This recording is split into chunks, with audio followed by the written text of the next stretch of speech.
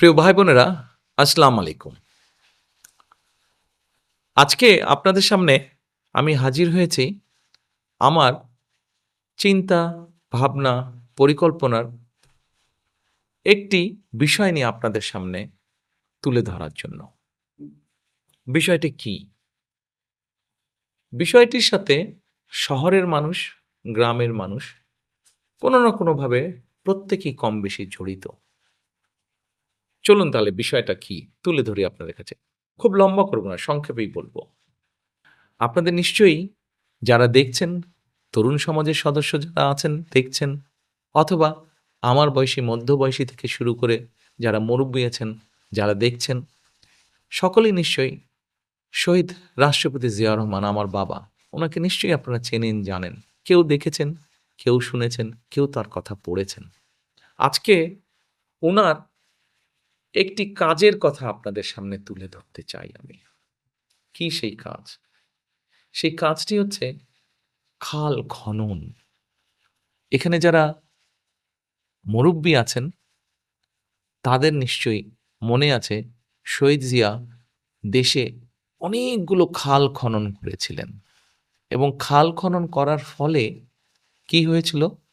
দেশের বন্যা যেমন প্রতিরোধ করা গিয়েছিল, বন্যাকে নিয়ন্ত্রণ করা গিয়েছিল, একইভাবে এই খাল খননের ফলে গ্রাম অঞ্চলে বিভিন্ন জায়গায় যাদের পানির সমস্যা ছিল সেই মানুষগুলো পানি ব্যবহারের সুযোগ পেয়েছিল। এই খাল খনন করার ফলে কি হয়েছিল? খালের দুই পাড়ে সুন্দর সুন্দর করে ফলের গাছ লাগানো গিয়েছিল। এই খাল খনন করার ফলে কৃষকরা যারা পানি পেতেন না তাদের ফসলের জন্য, সেই কৃষক ভাইয়েরা পানির সেচের সুবিধা পেয়েছেন। জি প্রিয় ভাই বোনেরা, আমি সেই খাল খননের কথা বলছি।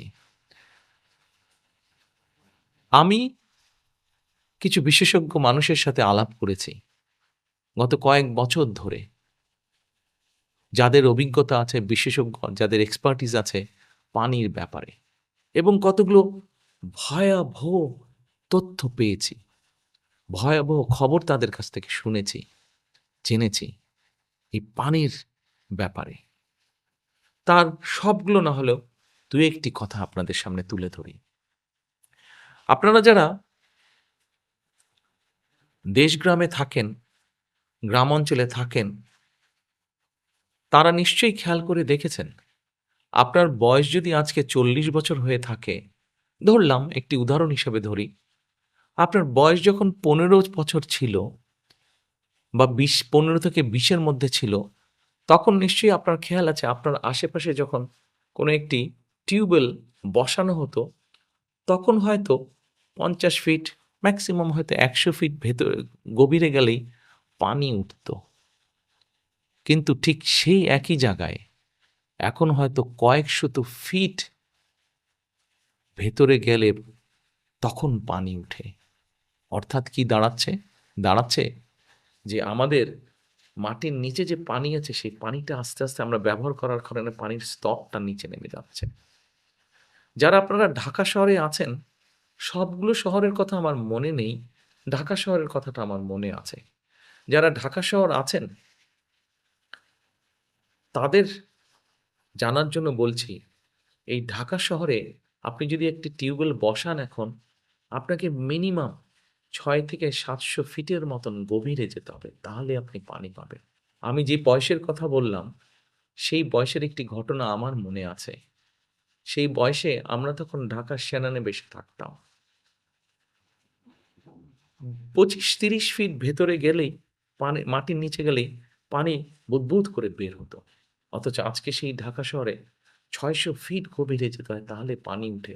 অনেক ক্ষেত্রে তারও বেশি যেতে হয়। এ তো গেল একটি বিষয়। আসেন এবার, কেন খাল খনন করা আরেকটি জরুরি কারণে প্রয়োজন? যেই কারণে শহীদ জিয়াও খাল খনন করেছিলেন। সেটি হচ্ছে এই যে দেখুন, বছরখানেক আগে আপনাদের নিশ্চয়ই প্রত্যেকের মনে আছে, নোয়াখালী, লক্ষ্মীপুর, ফেনী এই অঞ্চল জুড়ে হঠাৎ করে সীমান্তের ওপার থেকে পানি ছেড়ে দিল। হঠাৎ করে বানের পানি এসে সব ভাসিয়ে ফেলল।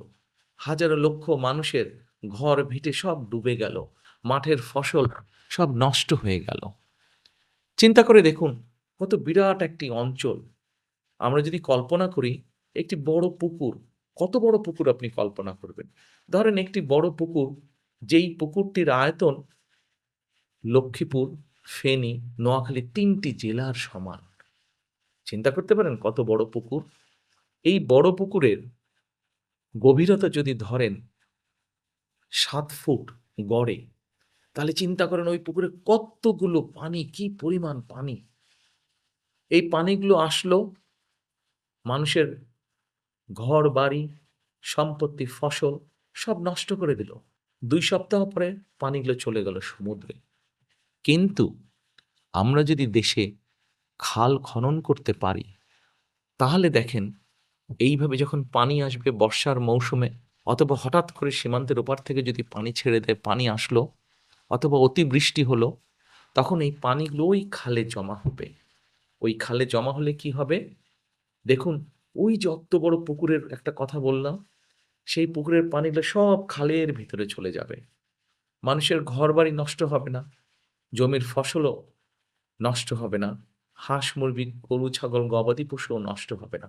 কিন্তু ওই পানিটাকে আমরা কাজে ব্যবহার করতে পারবো। কৃষাণ এই পানিটাকে ব্যবহার করতে পারবেন। ওই খালের দুপারে আমরা গাছ বপন করতে পারবো, গাছের চারা, ফলজ বৃক্ষ, ঔষধি বৃক্ষ বপন করতে পারবো। আমাদের নদীগুলোতে প্রয়োজন মতন খাল থেকে নিয়ে পানি ছেড়ে দিতে পারবো। আর ওই যে বললাম একটা গভীরতার বিষয়, যে আজ ৬০০ ফিট, কোনো জায়গায় ১০০০ ফিট নিচে গেলে পানি পাওয়া যায়। আস্তে আস্তে নিচের পানিগুলো যে খালি হয়ে গিয়েছিল, সেই পানিগুলো আস্তে আস্তে ভরতে শুরু করবে। তখন আমাদের যে বড় বড় আম গাছ, কাঁঠাল গাছ, লিচু গাছ, এরকম আরও যেগুলো ফল ফলাদির গাছ হোক অথবা ছায়া বৃক্ষই হোক না কেন, এই গাছগুলোর শিকড়গুলোকেও কষ্ট করতে হবে না, অত গভীরে যেতে হবে না বেঁচে থাকার জন্য, পানি পাওয়ার জন্য। আস্তে আস্তে বৃষ্টির পানি, নদীর পানি, খালের পানি মাটির ভেতরে যাবে এবং ধীরে ধীরে ওই যে যেই পানি আমরা হারিয়েছি, সেই পানিগুলো আস্তে আস্তে আবার মাটির ভিতরে সেই স্তর উপরে উঠতে থাকবে। সেজন্যই আমরা পরিকল্পনা নিয়েছি এই সকল কিছু চিন্তা করে, যাতে বন্যাকে নিয়ন্ত্রণ করা যায়, যাতে অতিবৃষ্টির সময় যে পানি আসবে সেই পানিটিকে যাতে আমরা আমাদের প্রয়োজন মতন ব্যবহার করতে পারি, সেই পানি যাতে সমুদ্রে গিয়ে নষ্ট না হয়ে যায়, সেজন্যই আমরা খাল খনন করতে চাই প্রিয় দেশবাসী। এবং আমাদের পরিকল্পনা আছে ইনশাল্লাহ আপনাদের সমর্থনে, আল্লাহর রহমতে আগামী নির্বাচনে ধানের শীষ জয়যুক্ত হলে সারা বাংলাদেশে আমরা ২০,০০০ কিলোমিটার খাল খনন করতে চাই। ২০,০০০ কিলোমিটার খুব সহজ না, কাজটা বেশ কঠিন, কিন্তু আমরা সবাই মিলে যদি কোদাল ধরি, নিশ্চয়ই আমরা এই কাজটি করতে পারবো। এবার আসেন, খাল তো গেল, খালের পাশাপাশি এই খালের পানিকে যাতে আরও বৈজ্ঞানিক উপায়, পরিকল্পিত উপায়ে যাতে আমরা ব্যবহার করতে পারি, সেই জন্য কোনো কোনো জায়গায় কিছু কিছু ব্যারেজ নির্মাণ করতে হতে পারে, আমাদের করতেই হবে আসলে। যেমন ধরেন পদ্মা ব্যারেজ, যেমন তিস্তা ব্যারেজ। এই ব্যারেজগুলো আমাদেরকে নির্মাণ করতে হবে। এই ব্যারেজগুলো যখন আমরা নির্মাণ করব, দেখবেন এর আশেপাশেই কত মানুষের ফসল, জমি, এগুলো সব গড়ে উঠবে, উৎপাদন বাড়বে, মানুষের কর্মসংস্থান বাড়বে। এবার আসেন প্রিয় ভাই বোনেরা, আপনাদের সামনে আমার আরেকটি পরিকল্পনার কথা বলি। আজকে ধরেন কারো বয়স ৪০, কারো বয়স ৫০, কারো বয়স ৬০। আপনার বয়স যখন ২০ বছর ছিল, চিন্তা করে দেখুন তো, আপনি তখন আপনার আশেপাশে যে পরিমাণ সবুজ দেখতেন, যে পরিমাণ গাছপালা দেখতেন, সেই বড় বট গাছটি, সেই বড় আম গাছটি, সেই বড় ঝাউ গাছটি, এমন গাছ কি আপনি এখন দেখতে পান? দেখতে কিন্তু আপনি পান না। সারা বাংলাদেশে গাছের সংখ্যা কেমন করে জানি কমেই যাচ্ছে, শুধু কমেই যাচ্ছে। কিন্তু এই গাছ যদি কমে যায়, তাহলে আমরাই বা বাঁচবো কেমন করে? কি করে আমরা, গাছ কমে গেলে কি করে আমরা বুক ভরে শ্বাস নিব। একবার চিন্তা করেছেন এই বিষয়টির জন্য আমরা আপনাদের সমর্থন ইনশাল্লাহ পেলে আগামী নির্বাচনে ধানের শীষ বিজয় হলে আমরা সারা বাংলাদেশে বৃক্ষরোপণ অভিযান শুরু করতে চাই। এই বৃক্ষরোপণ অভিযান আমরা বছরে অন্তত কয়েক কোটি গাছ আমরা রোপণ করতে চাই, কয়েক কোটি বৃক্ষ আমরা রোপণ করতে চাই।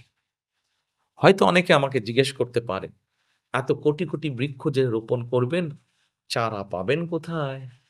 সে সমাধানও কিন্তু আমরা বের করেছি প্রিয় ভাই বোনেরা। মোটামুটি বাংলাদেশের সবগুলো উপজেলায় একটি করে নার্সারি আছে এবং আমরা খবর নিয়ে দেখেছি এই নার্সারিগুলোতে গড়ে প্রায় 25,000-এর মতন বছরে তারা চারা উৎপাদন করতে পারে। 20 থেকে 25,000-এর মতন চারা উৎপাদন করতে পারে। প্রত্যেকটি উপজেলায় একটি করে সরকারি নার্সারি আছে।